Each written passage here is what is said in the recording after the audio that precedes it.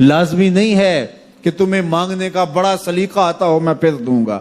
شکستہ اور ٹوٹے پھوٹے لفظوں سے مانگو پھر بھی جھولی بھر دوں گا. وہ کریم ہے، اس سے مانگو تو صحیح، ہاتھ تو پھیلاؤ. جس زبان میں مانگنا آتا ہے مانگو، عربی میں مانگو، ہندی میں مانگو، سندھی میں مانگو، پنجابی میں مانگو، نظم میں مانگو، نثر میں مانگو، اقبال کے لہجے میں مانگو، رومی کی طرز پہ مانگو، سعدی کے انداز میں مانگو. نہیں مانگنا آتا خالی ہاتھ پھیلا دو، وہ بند لبوں کی بولیاں بھی سنتا ہے. آؤ تو صحیح اس کی چوکھٹ پہ، جھولی تو پھیلاؤ. زلیخا بت کے آگے ہاتھ جوڑے کھڑی تھی تو کیا کہہ رہی تھی؟ یا صنمی یا صنمی، اے میرے بت مجھے بچھڑا ہوا یوسف ملا دے. اس کا اعتقاد تھا کہ یہ مجھے دیتا ہے اور وہ ہاتھ جوڑے کھڑی تھی. لیکن وہ پتھر کا مادو بلا اس کی کیسے فریاد سنتا. لیکن وہ روزانہ کھڑی ہو جاتی تھی، دعائیں مانگتی تھی، یا صنمی اے میرے بت مجھے بچھڑا ہوا یوسف ملا دے. زندگی گزرتی گئی، لیل و نہار کروٹیں کھاتے گئے، عمر ڈھلنے لگی، چہرے پہ جھریاں ابھرنے لگی. وہ روزانہ سر شام ہاتھ جوڑتی اور بیٹھ جاتی لیکن کوئی جواب نہ آتا. ایک دن رات کا پچھلا پہر تھا، یا صنمی کا وظیفہ چل رہا تھا. نیند کا جھٹکا آیا، زباں بل کھا گیا، کہا یا سمادی. آواز آئی جبریل جا یوسف کے گھوڑے کا رخ موڑ دے، بچھڑی ہوئی کو یوسف ملا دے. مالک اس نے تجھے تو نہیں پکارا، یہ تو بت کو پکار رہی ہے.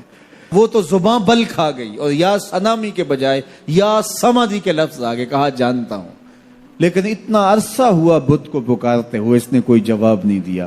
آج اس کے لبوں پہ میرا نام تو آیا ہے، جیسے بھی آیا ہے. اگر میں نے بھی نہ دیا، میرے اور بت میں فرق کیا ہوا؟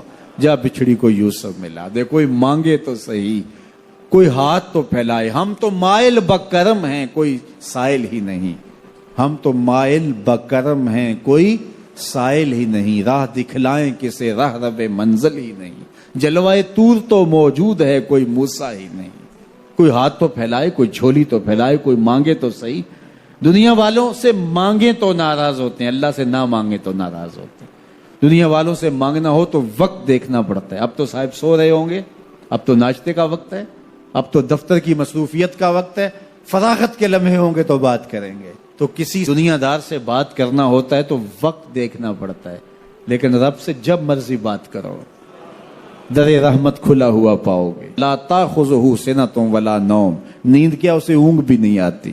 جب بھی مانگو گے دستے کرم کشادہ پاؤ گے. جب بندے اس کے سامنے ہاتھ پھیلا کے مانگتے ہیں، اللہ فرماتا ہے مجھے شرم آتی ہے ان کے اٹھے ہوئے ہاتھ خالی کیسے موڑ دو. تو ہم بھی اللہ کے حضور دعائیں کرتے ہیں. اگر کسی کو وہاں جانا نصیب ہو تو وہ تو قبولیت کے بہترین لمحے ہیں.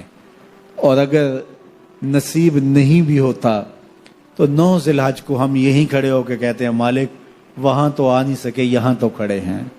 میرے مالک تو کرم فرما دے اور ہمارے صغائر کبائر سارے معاف فرما دے. تو 9 ذی الحج کا روزہ بھی رکھا جائے اور اللہ کے حضور دعائیں بھی مانگی جائیں.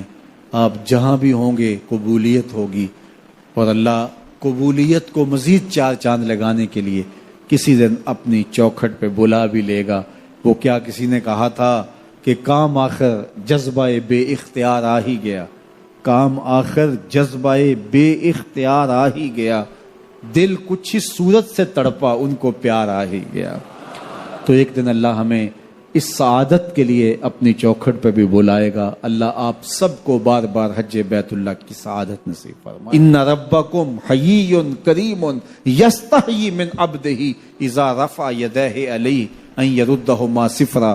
تمہارا رب حیا کرنے والا، سخی، زندہ اور کریم ہے. بندے جب اس کے سامنے ہاتھ پھیلا کے دعا مانگتے ہیں، اللہ فرماتا ہے مجھے شرم آتی ہے ان کے اٹھے ہوئے ہاتھ خالی کیسے موڑ دوں. جب انہوں نے مجھ سے مانگا ہے، میں نے بھی نہ دیا تو کس در پہ جائیں گے. تو پھر جب مجھ سے مانگا ہے تو میں کیوں نہیں دوں گا، ان کی جھولیاں کیوں نہیں بھروں گا.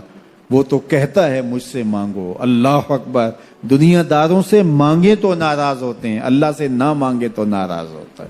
وہ کہتا ہے سوالی بن کے میری چوکھٹ پہ، مجھے اچھا لگتا ہے کہ تم مجھ سے مانگو اور تم جھولیاں پھیلاؤ، اور نہ میں صرف تمہاری ضرورت کو پورا کروں گا بلکہ اپنی جناب سے تمہیں مزید رحمتوں سے بھی نوازوں گا. تمہارے اٹھے ہوئے ہاتھوں کی میں لاج رکھوں گا. تم طلب تو کر کے دیکھو.